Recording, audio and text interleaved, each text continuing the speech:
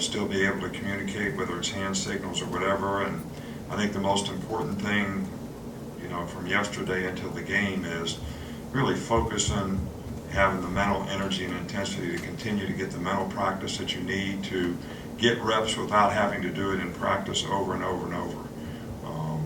Also, it's important to rest, rehydrate, refuel, eat right, do all the things you can so that we can get our players 100% ready to go out and play this game. I think everybody's excited about the game. I think they're excited about having the opportunity to play in Atlanta. I think they're excited about playing a very good, Duke team. I'm going to say this about Dylan Moses, and then I'm not going to say anything else about it. We love Dylan. He had a great camp. He was a great leader. He was a good signal caller on defense. I guess that I'm always the guy that has to make a decision as to whether we practice or we don't practice. If we practice, we got a chance to be good. If we don't practice, I don't see how we can get any execution. So there's risk reward in everything that you do.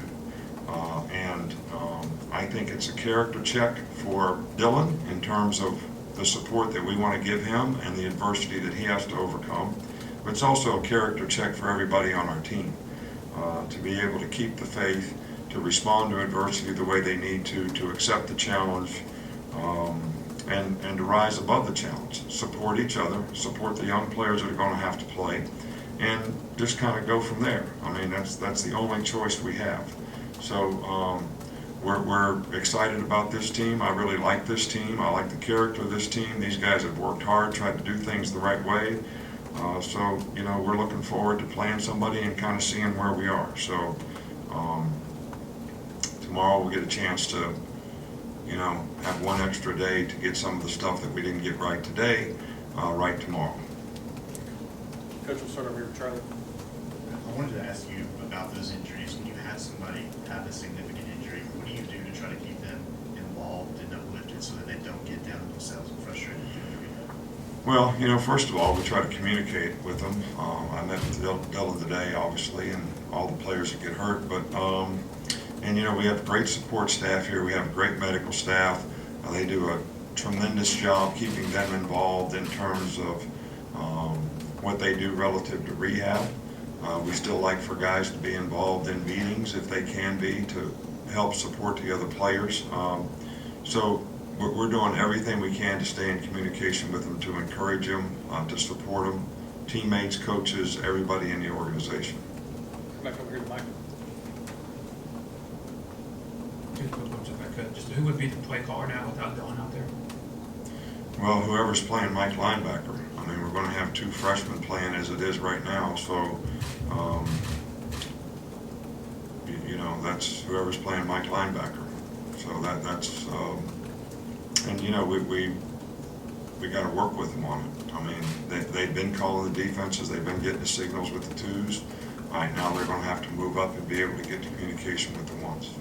And the defensive line in the spring, you challenged them quite a bit. It sounded like how they responded this fall. They've done really good. I mean, I've been pleased with, Raekwon's had a great camp. He's really played well. A couple of the young guys, DJ Dale has done really well. LeBron Ray is doing really well. We have some of these young guys Justin was doing really well, and he got his foot hurt. So, but I don't think that's a long-term thing. Those guys have done really well. They've responded well. Coach, we'll go back here with Brett Green. You were really good at generating explosive plays through the pass game last year as that wide receiver group and the quarterback have taken on a new offense. How have you kind of seen that threat develop over preseason game? Well, we've added some things to the offense, but we've also kept a lot of the things that were good for us last year. I think when you have the kind of skill guys that we have and the capabilities that we have with the quarterback, I think we need to make explosive plays. I think it's going to be important for our offense. I think it's going to be important for our team. I think it's important for us to have balance on offense as well. And hopefully, I've been, fairly well pleased with the offensive line and their development. We'll be able to get that balance. But the challenge in this particular game is this team does a lot of moving and stunting up front. We're going to need to get a hat on a hat and have great communication and play together as a unit, run or pass. Stay over there with Reiner, a couple more, come back over here with Tony. Raekwon was pretty introspective about the fact that he underperformed last year.